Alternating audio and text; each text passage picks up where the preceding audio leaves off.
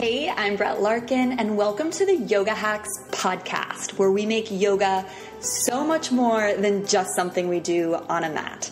We're talking hacky ways to stretch and feel good in our daily lives, using yoga philosophy to solve everyday problems. Ultimately, this is about you wanting to live your best life and feel amazing in your body using yoga and meditation as a tool. It's time to get creative, time to have fun, and remember, you can always be stretching, you can always be centered, you can always feel great in your body. Let's jump in to this week's episode.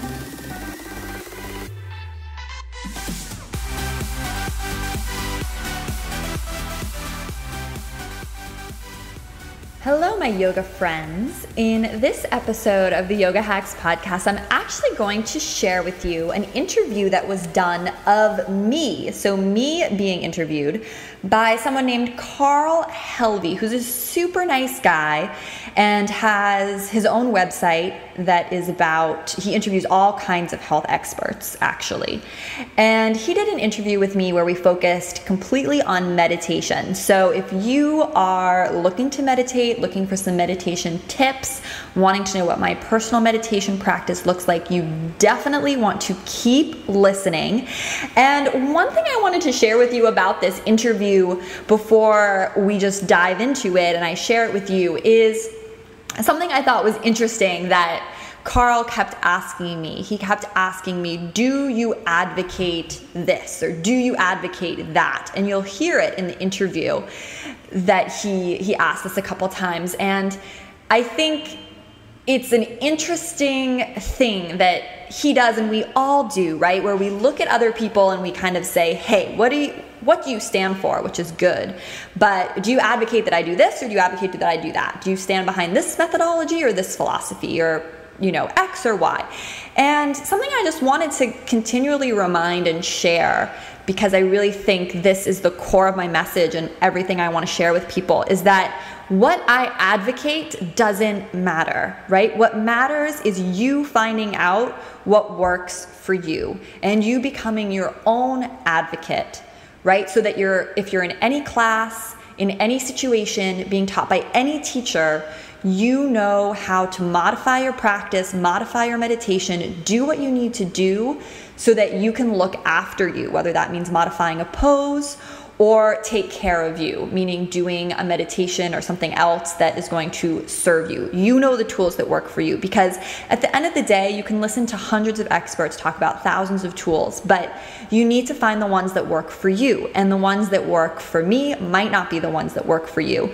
And you need to be constantly active and engaged in wanting to discover and explore what works for you. And the good news is that you can look at this as a big chore. That would be the bad news. Or yes, the good news is that you could see this as a huge journey, a huge exciting exploration, a huge opportunity to get to know yourself better. Or I think of it almost like dating again, right? Like find and try all these styles, but look through them only through the lens of what is going to work for you. So there is no answer.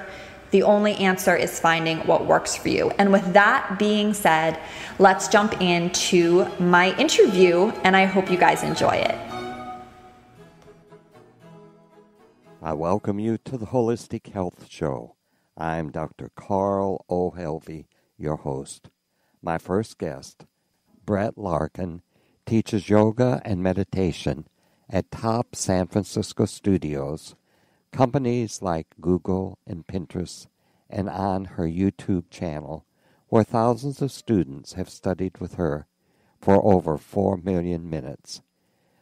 More information is available at www.brettlarkin.com. I welcome you to the Holistic Health Show, Brett, and I look forward to hearing about meditation. You've been involved in meditation, and I must congratulate you that you've had a video on meditation that has been viewed over 100,000 times. I mean, that's fantastic. I mean, I got 5,000 people came to a video that I did on my experience with lung cancer. And I was excited I'd gotten 5,000. I can't imagine getting 100,000 people, but What advice do you have for people pursuing meditation? Personally, I'd like to rather it said, what advice do you have for people getting 100,000 people to come to their website? Yeah. Well, my biggest advice for those pursuing meditation is to really start small. I think people, they get excited about doing meditation, and then meditation becomes a way that they beat themselves up, right? Like, oh, I didn't do it today, or I didn't sit for long enough, or, they use it as a way to sort of self-abuse, and I'm guilty of this too. So the first thing I'd recommend is just to, let that go. I think there are a lot of traditions in yoga that teach, you have to sit down at the same time every day, and I say do that, but if you mess up, don't beat yourself up. That's rule number one, because meditation isn't about getting mad at ourselves. And the second thing I'd really recommend is to focus on learning some specific breathing techniques. This is another thing. People sit down and they're like, okay, I'm going to meditate. And then, of course, their mind is wandering. They don't really have anything to anchor them in. And there are a lot of breathing techniques that you can do, and I always do at the beginning of a meditation to kind of clear your mind, or even give the mind a breathing technique to focus on, as opposed to just sitting there kind of wondering, why is my mind not blank?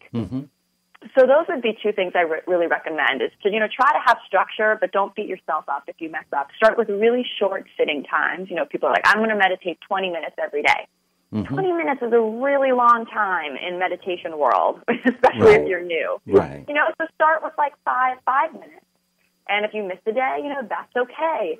I think a lot of people also set up schedules that are too strict. I'm supposed to do it every morning. And then if they miss the morning, they are like, okay, well, I'm off schedule. And they kind of get off the bandwagon. It's like, if you miss the morning, just do it before bed. So just to have flexibility and make the practice of developing a meditation practice a way to be kind to yourself from the very beginning.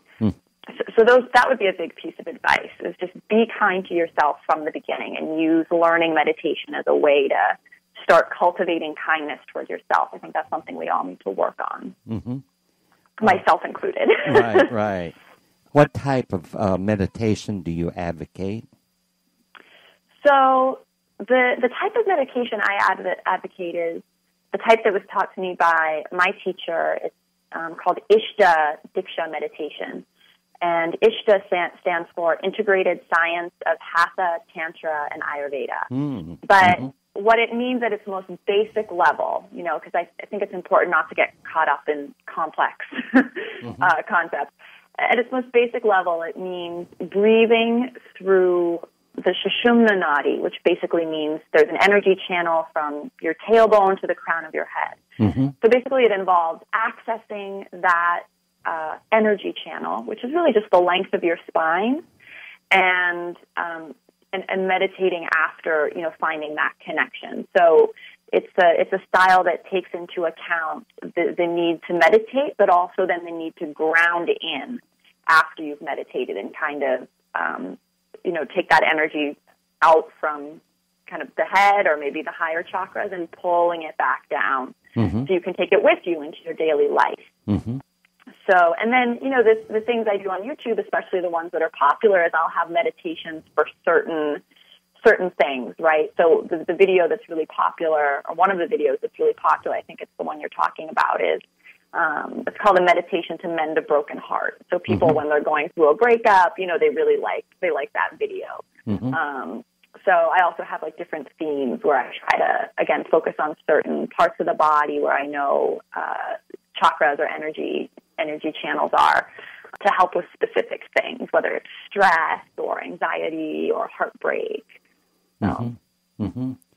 Do you advocate preparation? I know when I first started, I was with a group, and some people bathe before, some people use music, some people chant, some people want incense, all kinds of things that people can do before. Do you advocate any of these, or do you just advocate going into the meditation? The biggest thing I'd advocate is to do some simple movements first.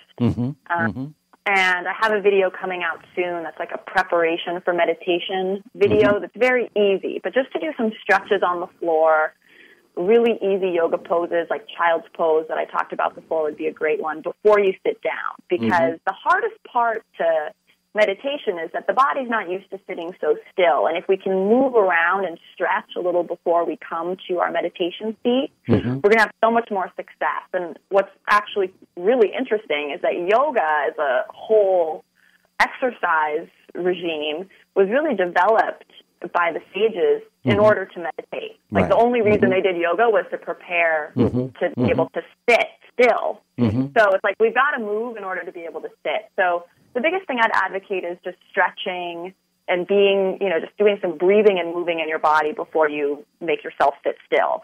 And then if people have things like candles or incense or some of those other things you mentioned, I think those are such great ideas to just give the space that you're in a sense of being a little more sacred. So like anything you can do to kind of detach from, daily life and sort of shift into a more internal kind of just sacred or whatever words you want to use, but just personal atmosphere. I think those things are really beneficial. So yeah, like sage or scents, candles. I know I use a lot of rocks in my practice or crystals, things like that. So I think those are also just fantastic additions. You also mentioned earlier about breathing before meditation. Can you give us some ideas of types of breathing that someone could do? Yeah, so a great one is to do Kapalabhati breath, which is called shining skull breath. It's a little hard to describe, but I have it in videos. Another really good one is the Ishta Diksha breath, which again involves moving energy up and down the spine. It's called Hamsa Kriya. So that's another one that's great. And then maybe my favorite is alternate nostril breathing, where you use your hands to block one nostril. And again, I have a whole course about finding the style of yoga that's right for you, and it teaches each of these breathing techniques as separate videos. So alternate nostril breathing is, Kapalabhati is good for some and not for others. I mean, alternate nostril breathing is just something every single person can benefit from. It balances the two sides of the brain, gets you really centered and ready to meditate. So yeah, I'd recommend those. That's the one that Edgar Cayce recommended in his Search for God material, was the alternate nostril breathing.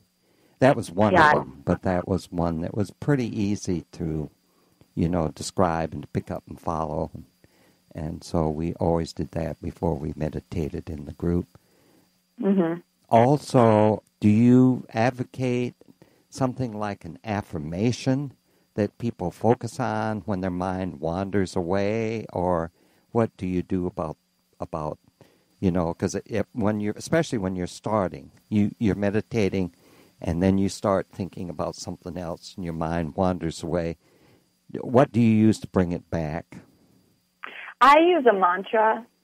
I think affirmations are also great and can be powerful in the right circumstance. I think I use them in maybe the broken heart meditation. But as sort of a standard daily practice, I would recommend a mantra. And I think mantras are nice because they're not an English word. It's more of a sound. So you're a little more disconnected from that side of the brain that's, creating words and language. The one I use is Mung. You can write it down as M-U-N-G. That was given to me by my teacher, and I'm pretty sure I use it in a meditation that's in that course. And it's been very powerful and helpful for me. There's two or three I think I recommend, and usually you tend to just resonate with one sound. And that's what's so great about this practice is, again, it's all about personalizing it. It's all about making it work for you, not the other way around, or at least that's what I believe. There's so many tools. So it's like take the ones that work for you and personalize those rather than we all have to strictly fit into this cookie cutter thing. Right. Then, Brett, do you have some parting words before we look at your services, products, and how the listeners can reach you?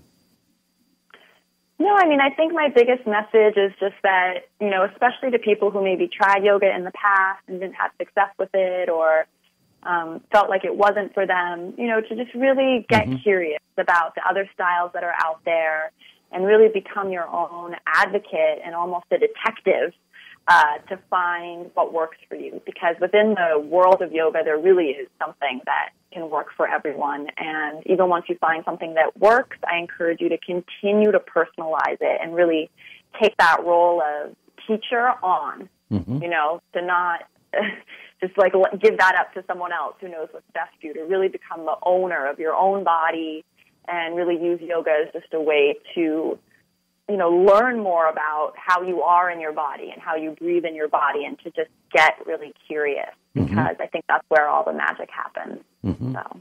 Great. Well then, Brett, would you tell us about your services, products, and how the listeners can reach you?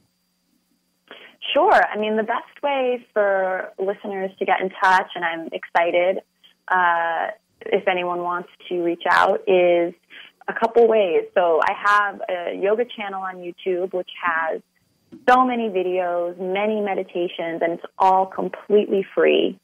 So you can just go to youtube.com/Brett Larkin Yoga or Google Brett Larkin Yoga, and you'll find the YouTube channel. On my website, which is brettlarkin.com, B-R-E-T-T is my first name, and then Larkin, L-A-R-K-I-N, brettlarkin.com, I have a contact button. So if anyone has additional questions, they can contact me. And I also have the course that I mentioned that I sell, which is, it's called 7 Steps to a Yoga Practice You'll Love Your Whole Life. And what differentiates it from a lot of other yoga courses, which are just like yoga for beginners or whatever, it starts with the idea of you needing to find the type of yoga that's right for you. So I actually give, in quick, fun, short little videos, overviews of all the different styles of yoga and why you may or may not like them. And then I go over all the different breathing techniques. And then I, you know, give a lot of tips on how you can be your own best teacher and how you can avoid injury. So again, I approach it less as learn this pose, learn that pose. It's more, you know, this group of poses works like this, and, you know, as your own teacher, this is what you should know about them, kind of thing. So the whole course is through that approach. And that course is also available through my website. If they just go to I think there's a button on the top. Click right now. But, yeah, I have a little button that says shop. And if they just go there, they'll be able to find the course. Great. Good. So, yeah. And give us the website again. It's brettlarkin.com, brettlarkin.com, brettlarkin.com. Great. Well, thank you very much, Brett. I appreciate this. It'll be interesting for the listeners to hear, and I imagine that some of them will be in touch with you. I have a lot of people from other countries, so they're less likely to be in touch. But I have about 100,000 people a month come to my website. So, but a lot of them are from every country there is. So I think that this is something that's of interest to a lot of people. And yeah, well, thank you so much for having me. I really appreciate it. I thank you for joining me today on the Holistic Health Show, and I hope some of the information will be useful to you. Thank you so much for listening and joining me all the way to the very end. Make sure you're subscribed to my YouTube channel. You've downloaded my app full of free yoga classes that also has episodes of this podcast right in the app. Jump over to brettlarkin.com, get my free 18 days of awesome yoga jumpstart if you haven't done that already, and start integrating stretching into your day-to-day routine for real at alwaysbestretching.com. Remember, you can tweet to send requests or questions about the show to @LarkinYogaTV. And it would mean so much to me if you shared this podcast with a friend. Since you're here with me till the very, very end, I also wanted to invite you to join my private Facebook group where I talk about hacking yoga and meditation into my daily life and give you ideas on how you can do the same, sharing things that I usually just don't feel comfortable putting on YouTube or my public page. Just go to yogahackscommunity.com, all one word, Yoga Hacks Community, and click Request Access to join. Until next time, remember, always be doing yoga, always be stretching.